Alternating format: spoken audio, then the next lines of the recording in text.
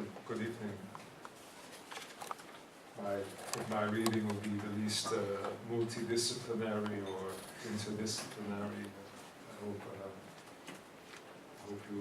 hope it will be sufficiently disciplinary.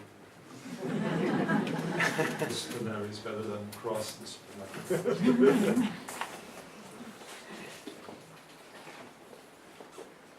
The poem I'll read to you now is, I wrote this poem as a sort of homage to very frustrated men of the previous generation who I knew on the island Aruba, where I was born and raised, even though my origins are not there. But Aruba is a sort of protectorate, or is an island in near Venezuela, and many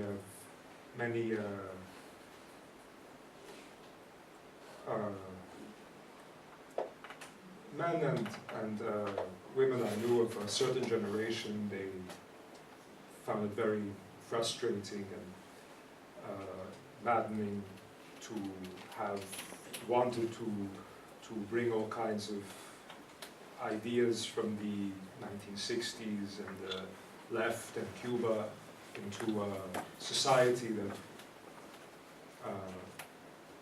would never accept these ideas because the society was too complacent and too corrupted. So this is called Death of the Island Prophet Amos of Aruba. I changed the world a little bit. I was lazy and ambitious like a poet. Vast Venetian plans and a hole in my lucky back pocket burnt by the Aruba sun, like a mischievous asshole child with a magnifying glass, were the true personality of the sun, the majester, ambitious and lazy, like a leaning tree that falls neck in the doorway of the sea, lazy and ambitious.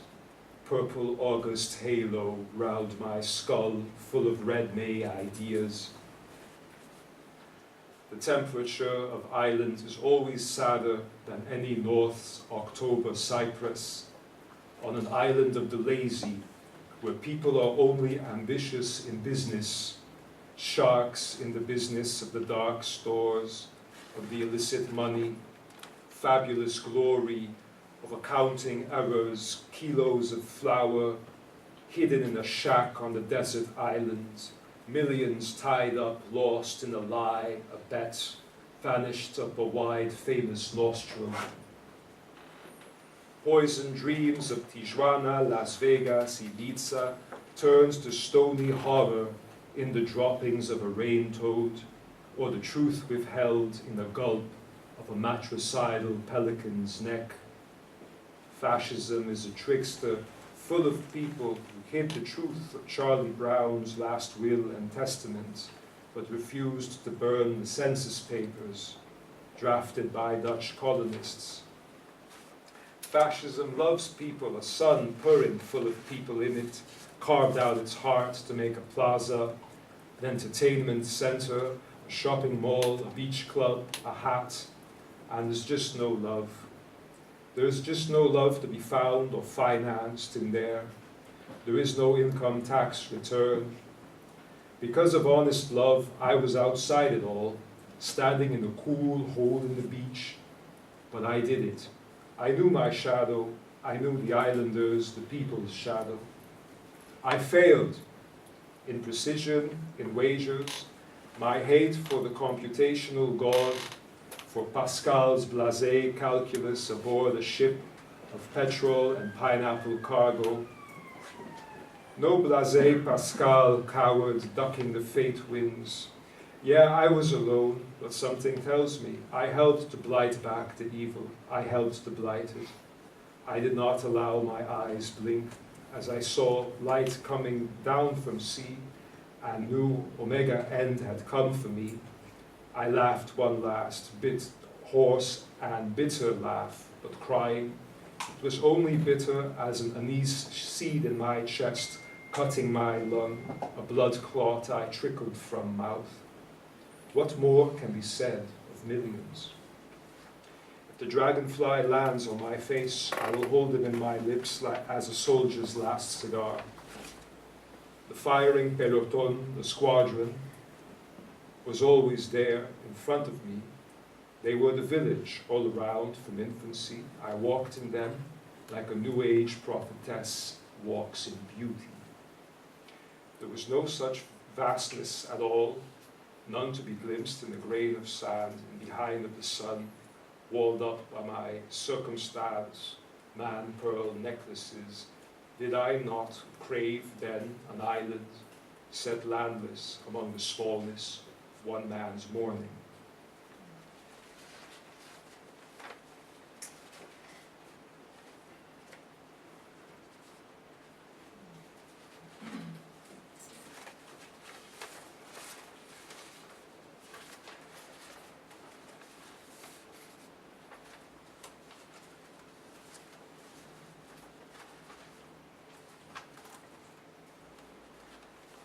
This poem is called Age 22.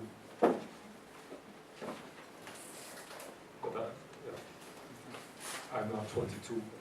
I was. Age 22. At 22, I do what men in prison do. I lift weights, I read, I smoke cigarettes, and I wait.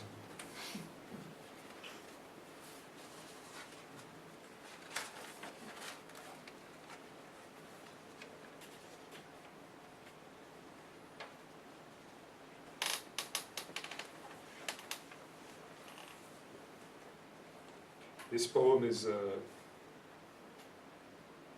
in the collection that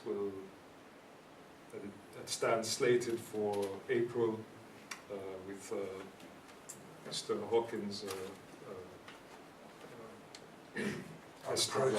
protest in print. Yeah. Yes. Sole mare, mare nostrum, Costa Nostra. No Mary but the dark-skinned Shulamite of Abyssinia, on a holy raft, craven and aghast. Now it is September. The fates of people drowning in the sea keep no calendar. A diary written with the salted tongue upon a body dowsing and famished like a monk. Here, where celibacy and conception are made improbable, and their drowning son, driven by treasuries, ministries of culture and plastic surgery, give press conferences to the birds. A flamingo bird soars overhead with a twig of sugar cane in its talons, vision as if to warn those rafters of another route once taken to more westward fairy lands. Speculation.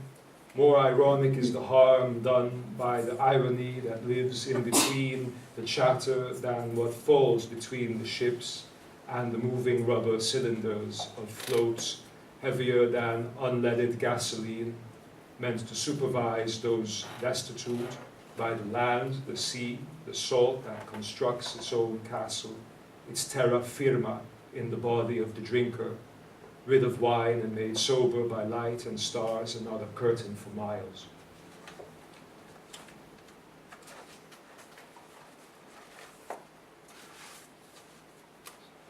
Well, thank you.